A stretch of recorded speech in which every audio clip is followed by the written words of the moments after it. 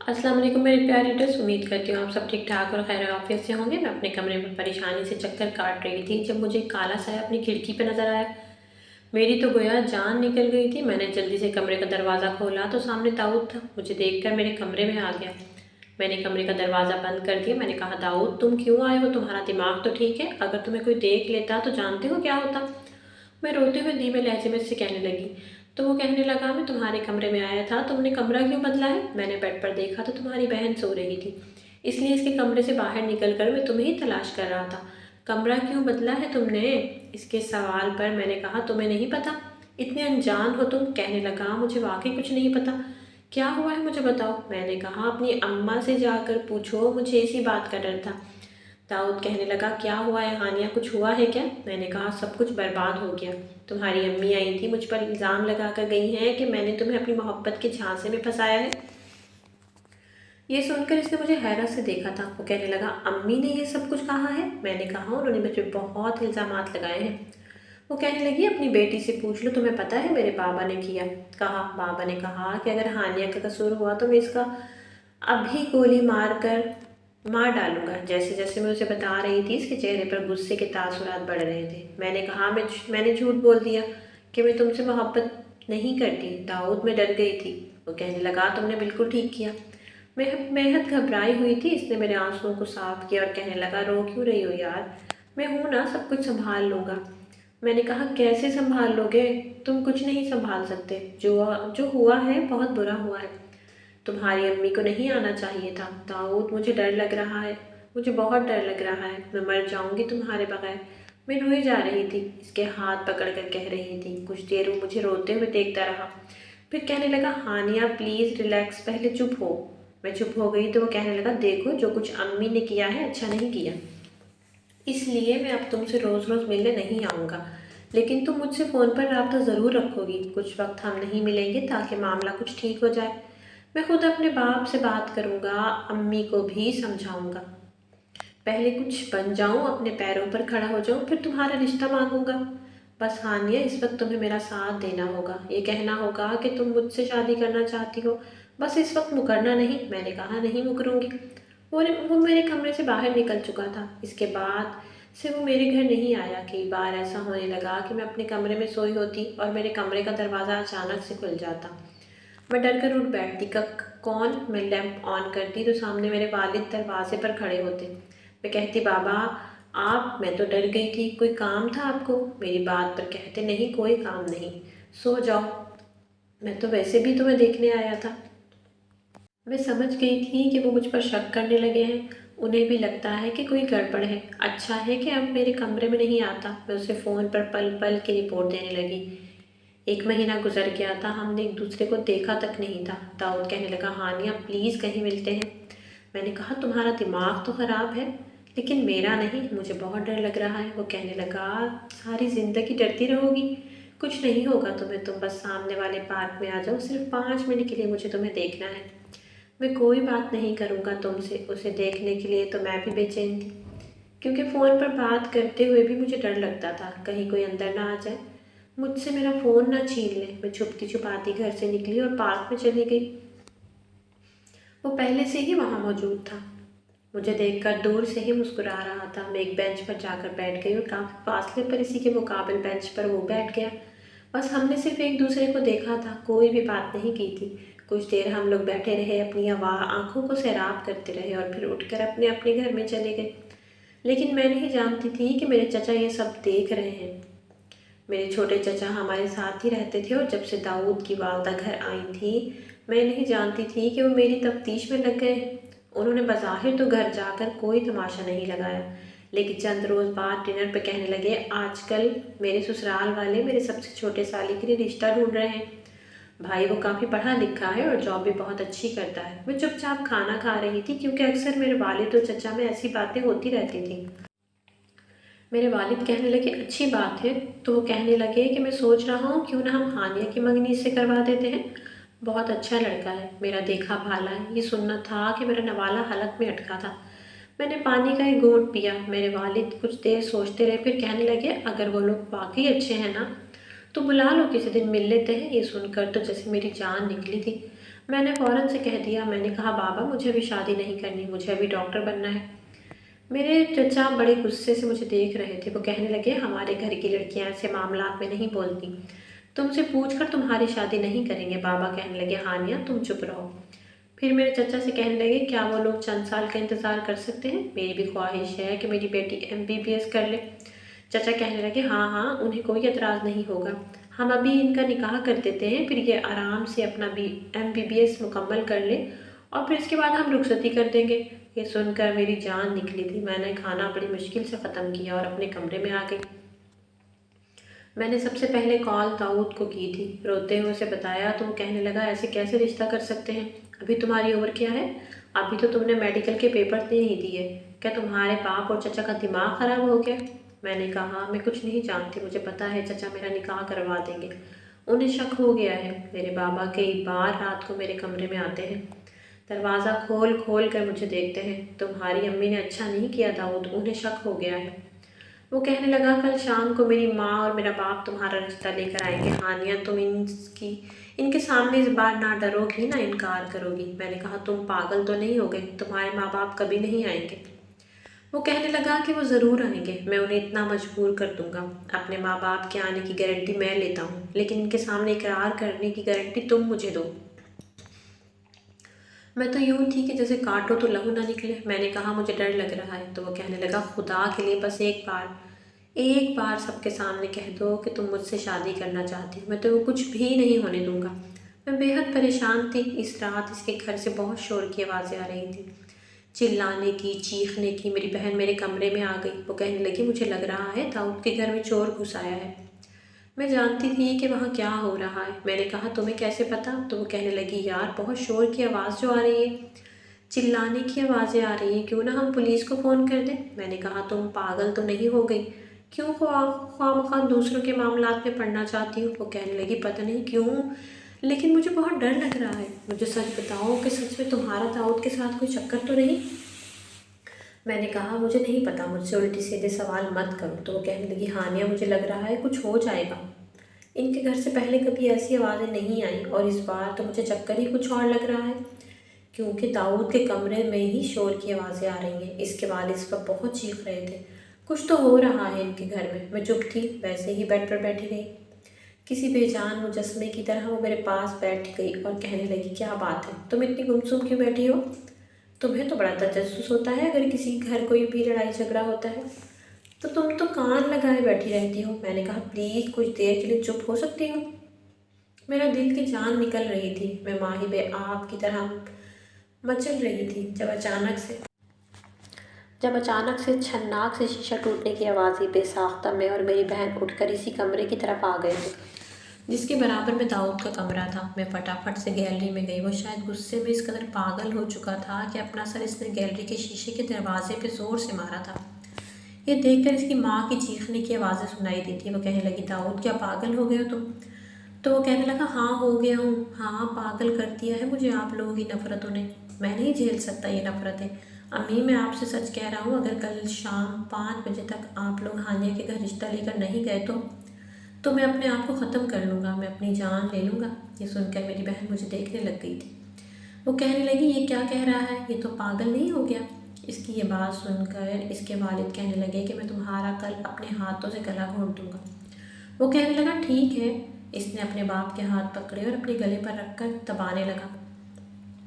میری جان نکلی تھی یہ سب دیکھ کر۔ وہ کہنے لگا دبائے گلا، جان سے مار ڈالے مجھے۔ اس کے سر سے خون بہہ رہا تھا، پورے کانچ اس کے کمرے میں پھیلے ہوئے تھے، کچھ گیلری میں بھی تھے۔ اس کے والد نے فوراً سے اپنے ہاتھ اس کے گلے سے پیچھے کیا تھا۔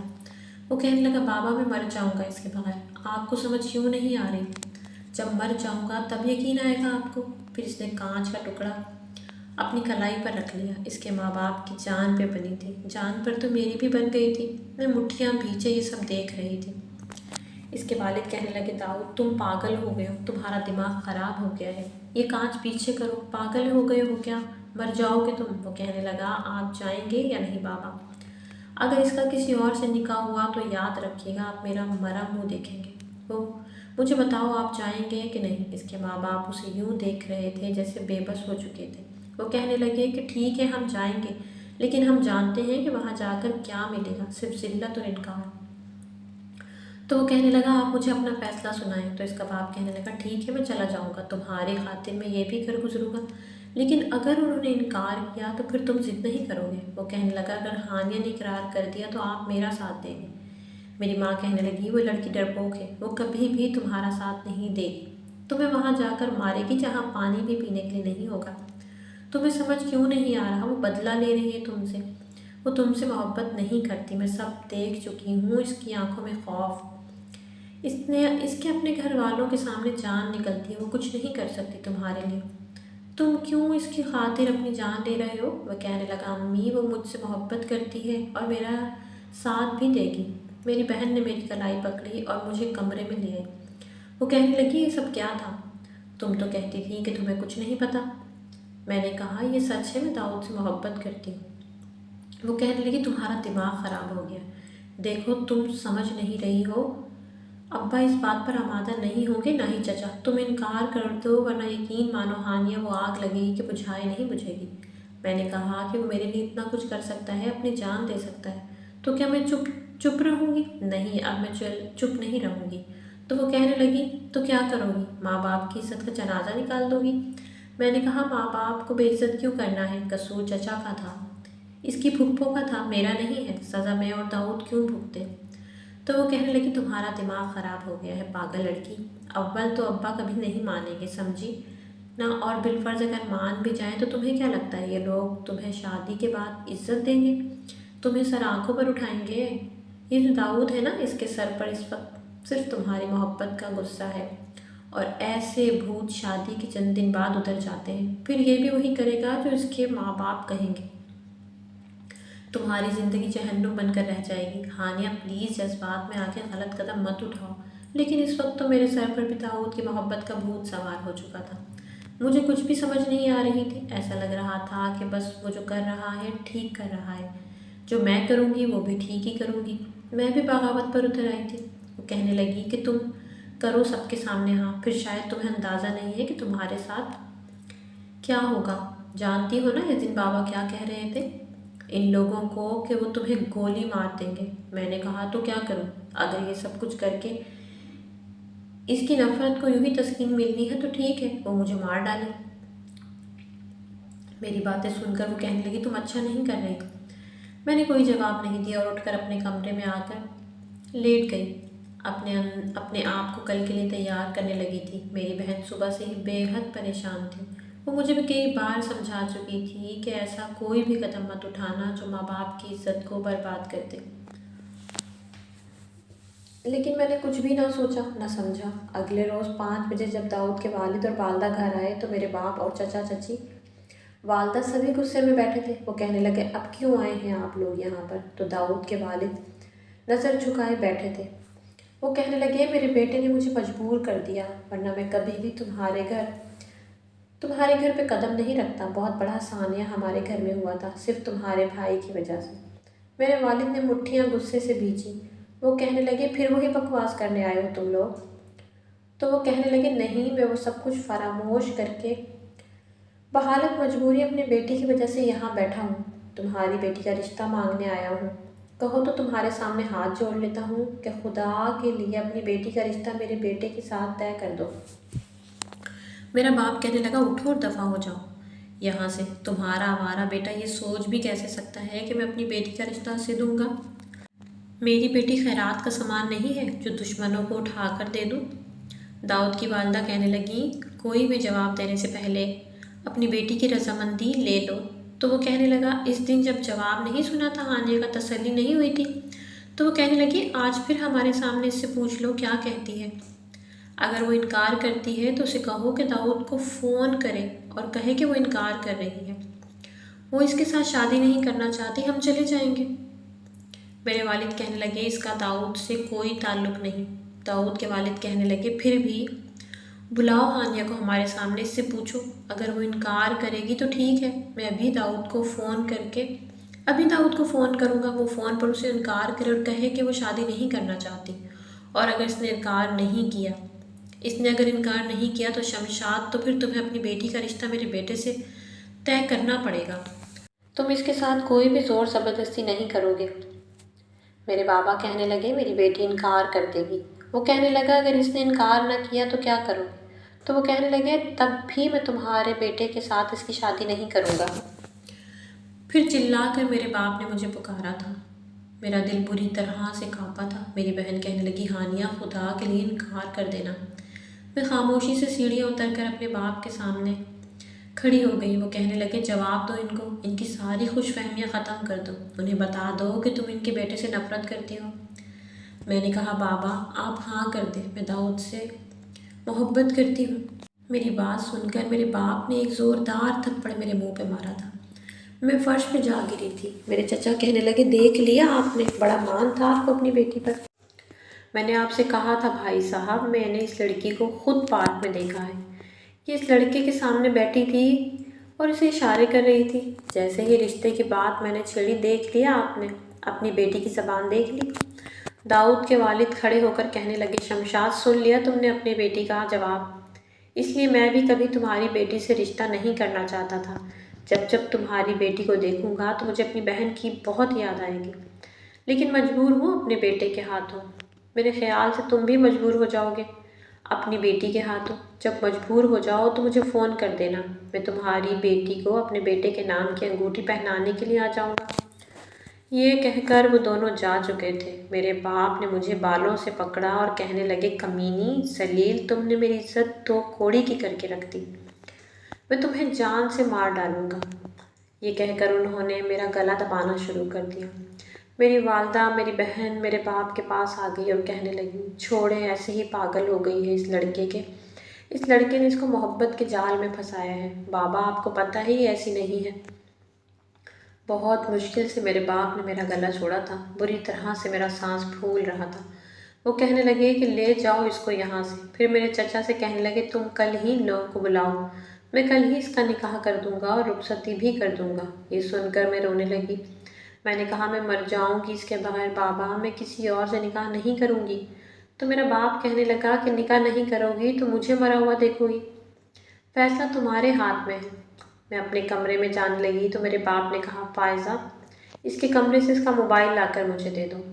میری بڑی بہن نے میرا موبائل میرے والد کو دے دیا، خاموشی سے اپنے کمرے میں جا کے بیٹھ گئی۔ وہ کہنے لگی تم پاگل ہو گئی ہو کیا؟ کیوں چاہتی ہو کہ یہاں فون خراب ہو جائے؟ میں نے کہا بابا کو بولو مجھے مار ڈالیں، لیکن میں بے وفائی نہیں کر سکتی۔ وہ کہنے لگی کہ دیکھو یہ سب وقتی چیزیں ہوتی ہیں، ایسی محبت کا کوئی فائدہ نہیں ہوتا، صرف نقصان ہوتا ہے۔ تم نے کیوں اس کے ساتھ ایسا چکر چلایا ہے؟ تم کیا جانتی نہیں تھی کہ ہمارے ہاں دشمنی ہے؟ میں نے کہا محبت دشمنی دیکھ کر ہوتی تو تمہارے سر کی قسم میں اسے محبت نہ کرتی، لیکن محبت یہ سب کچھ نہیں دیکھتی، بس ہو جاتی ہے۔ میں نے کہا میرا ایک کام کرو گی؟ تو وہ کہنے لگی اب کیا کرنا ہے؟ میں نے کہا بس صرف ایک بار میرا ساتھ دے دو، داؤد تک یہ پیغام پہنچا دو کہ کل میرا نکاح ہو رہا ہے۔ وہ کہنے لگی میں پاگل نہیں ہوں کہ دوسروں کی باتیں پہنچاؤں۔ میں نے کہا میں زہر کھا لوں گی۔ یہ سن کر میری بہن پریشان تھی۔ وہ کہنے لگی تمہارا دماغ کیوں ٹھیک نہیں ہو رہا؟ تمہیں کیوں سمجھ نہیں آ رہی؟ میں نے کہا میں سچ میں زہر کھا لوں گی، بس ایک بار اسے یہ بتا دو کہ میرے بابا میرا زبردستی نکاح کر رہے ہیں۔ میری بہن کہنے لگی اچھا ٹھیک ہے۔ میں نے کہا ابھی میرے سامنے تم بس گیلری سے جا کر داؤد سے کہنا وہ آ جائے گا، اسے بس میرا پیغام دے دو، میں تمہاری آسان مند رہوں گی۔ کچھ دیر وہ سوچتی رہی، پھر اٹھ کر چلی گئی۔ تھوڑی دیر بعد آئی تو میں نے کہا کیا کہا تم نے اسے؟ تو وہ کہنے لگی کہ کہہ دیا اس سے، لیکن تم اچھا نہیں کر رہی۔ میں نے کہا اس نے کیا کہا؟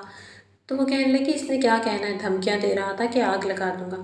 ہانیہ تم اچھا نہیں کر رہی، وہ ایک اب نارمل اور جنونی قسم کا لڑکا ہے، جتنی محبت آج تمہارے لیے دکھا رہا ہے نا، کل کو یہ سارے محبت بھول جائے گا۔ اس وقت اس کے سر پر جنون سوار ہے، وہ نارمل نہیں ہے، تم سے کبھی بھی نارمل محبت نہیں کرے گا، تم بہت پچھتاؤ گی۔ میں نے بہت لڑکیوں کو روتے اور پچھتاتے دیکھا ہے۔ جذباتی فیصلہ مت کرو۔ اگلے روز صبح داؤد میرے گھر کے باہر چلا رہا تھا۔ وہ کہہ رہا تھا آپ لوگ زبردستی ہانیہ کا نکاح نہیں کر سکتے۔ یہ سن کر میرے چچا میرے والد گھر سے باہر نکل گئے اور اسے بہت مارا۔ میں بھاگ کر دروازے سے باہر آئی تھی، میں نے اپنے باپ کے پاؤں پکڑ لیے۔ میں نے کہا خدا کے لیے چھوڑ دے اسے۔ داؤد کے والد بھی آ گئے۔ لڑائی جھگڑا بہت زیادہ بڑھ گیا تھا، یہاں تک کہ پولیس آ گئی اور میرے باپ اور چچا کو پکڑ کر لے گئی۔ मेरी वालदा मुझे मारने लगी और बद्दुआएं देने लगी। वो कहने लगी कि काश मुझे पता होता कि तुम्हारी वजह से ये दिन देखना पड़ेगा, तो मैं तुम्हारे पैदा होते ही तुम्हारा गला दबा देती। लेकिन मुझे कुछ भी समझ नहीं आ रहा था कि क्या ठीक था क्या ठीक नहीं था। बहरहाल एक तमाशा सा लग गया था। मेरी बहन भी मुझे बुरा भला कह रही थी। मैं चुपचाप ऊपर आ गई, अपने पुराने कमरे में जाके गैलरी में चली गई। मैंने आवाज़ दी, मैंने कहा दाऊद। वो शायद अपने कमरे में ही था, फौरन से ही गैलरी में आ गया। वो कहने लगा सुबह तक तुम्हारे वालिद और चचा घर आ जाएंगे। मैंने बाबा से कहा है इस वक्त वो बहुत गुस्से में है। इसके मुंह से खून निकल रहा था, माथे पे भी बहुत गहरा सा जख्म था, पट्टी बांध रखी थी और हाथों पर भी। इसका हाथ पकड़कर मैंने कहा ये लोग हमें जीने नहीं देंगे, क्या मेरे साथ भाग सकते हो, हम निकाह कर लेते हैं। मेरी बात सुनकर इसने मुझे हैरत से देखा था। मैंने कहा निकाह करके वापस आ जाएंगे। एक बार निकाह हो जाएगा तो मेरा बाप कहीं भी मेरा निकाह नहीं कर सकता, फिर उन्हें मजबूरन हमारी बात माननी पड़ेगी। वो कहने लगा हानिया, मैं तुम्हें इज्जत से अपने घर लाना चाहता हूँ, क्योंकि अगर मेरे चचा और बाबा बाहर आ गए तो सबसे पहले ज़बरदस्ती मेरा निकाह किसी और से करवा देंगे। वक्त नहीं है हमारे पास, तुम्हें जो सोचना है बस 10 मिनट में सोच लो। वो कहने लगा अच्छा ठीक है रुको। इसने मोबाइल निकाला और अपने दोस्तों से बात करने लगा। 10 मिनट के अंदर अंदर मैं इसके साथ घर से भाग चुकी थी। घर में कोई ऐसा नहीं था जो मेरा पीछा कर सकता। मेरे वालिद चचा दोनों जेल में थे। वो मुझे कहने लगा कि एक दोस्त की तरफ मैंने निकाह का सारा इंतज़ाम कर लिया है, बस वहाँ निकाह पढ़ाएंगे और मैं तुम्हें वापस घर छोड़ दूँगा। हमारे दरमियान बस यही तय हुआ था कि हमें सिर्फ निकाह करना है। वो मुझे अपने दोस्तों के फ्लैट में ले गया जहाँ मौलाना साहब पहले से मौजूद थे। इस वक्त वहाँ 5 से 6 लड़के मौजूद थे। हमारे जाते ही हमारा निकाह हो गया। मौलाना साहब ने निकाहनामा भी दाऊद के हाथ में दे दिया था। फिर लोग वहाँ से चले गए। इनके जाते ही मैंने दाऊद से कहा कि हम वापस चलते हैं। वो कहने लगा हाँ ठीक है चलते हैं, तुम फिलहाल कमरे में बैठ जाओ। मैं कमरे में जाकर बैठ गई। इन सब के दरमियान क्या बातचीत हो रही थी मैं नहीं जानती थी। कुछ देर बाद दाऊद कमरे में काफ़ी परेशान था। वो कहने लगा बहुत गड़बड़ हो गई है, तुम्हारे वालिद और चचा बाहर आ चुके हैं और इस वक्त तुम्हें ढूंढ रहे हैं। उन्होंने मुझ पर किडनैपिंग का केस कर दिया है। इस वक्त तुम्हारा यहाँ से निकलना खतरे से खाली नहीं है। इस वक्त वो कुछ भी कर सकते हैं, तुम्हें जान से भी मार सकते हैं। मैंने कहा अब क्या होगा? तो वो कहने लगा रात यहीं गुजारो, सुबह कुछ करते हैं। मैं बहुत परेशान थी। वो कहने लगा कुछ खाओगी? तुम तुमने कुछ खाया भी है कि नहीं? मैंने नफ़ी में सर हिलाया। वो कहने लगा अच्छा मैं तुम्हारे लिए कुछ खाने को लाता हूँ। वो दरवाज़ा बंद करके जा चुका था, लेकिन इसके बाद इसकी वो सब दोस्त कमरे में आए। मैं उन्हें देखकर परेशान हुई। मैंने कहा आप लोग यहाँ क्यों आए हैं? तो वो कहने लगी इस बार तो दाऊद ने हमारी मौज करवा दी। क्या लड़की फंसाई है? ये सुनकर मेरे होश उड़े थे। मैंने कहा मैं समझी नहीं, क्या बातें कर रहे हो आप लोग? तो वो कहने लगा इतनी भी नन्ही मत बनो, जैसे तुम्हें नहीं पता कि लड़की को निकाह करने के लिए लड़के फिर अपने दोस्त के फ्लैट में ही क्यों लेकर आते हैं। दाऊद ने हमारे साथ डील की थी कि तुमसे निकाह तो वो करेगा लेकिन सुहाग रात हम सब मनाएंगे। ये कहकर उन्होंने कमरे का दरवाज़ा बंद किया था। मेरी तो जान निकल गई। इन चारों में से एक कहने लगा मुझे तो लगता है दाऊद ने इस लड़की से निकाह इसीलिए किया ताकि अपनी पुप्पो का बदला ले सके। दूसरा कहने लगा जो कुछ भी है छोड़ो, हमें क्या लगे, हमें तो मुफ्त की शराब से मतलब है। ये कहकर वो मेरे करीब आने लगे। मैंने कहा देखो मुझसे दूर रहो, अगर दाऊद को पता चल गया ना तो तुम लोगों को जान से मार डालेगा। वो कहने लगा वो क्या करेगा, वो तो खुद हम तुम्हें छोड़कर जा चुका है। कह रहा था आज की रात तुम लोग एंजॉय करो, कल मैं करूँगा और परसों इस लड़की को इसके बाप के दरवाजे के पास फेंक दूँगा और फिर उसे कहूँगा कि संभालो इसे, मैंने अपनी फूफो का बदला ले लिया। ये सुनकर मुझे लगा मेरा दिमाग चकरा जाएगा या फट जाएगा। ये दिमाग के तलावे कसने लगे थे। मैं रोने लगी और इनके सामने हाथ जोड़ ली कि खुदा के लिए मुझे जाने दो। इनमें से एक जल्दी में मेरे पास हो गया। मैंने इससे ज़ोर से धक्का दिया कि इसके पीछे खड़े वो बाकी नौजवान भी लड़खड़ा गए और ज़मीन पर गिर गए।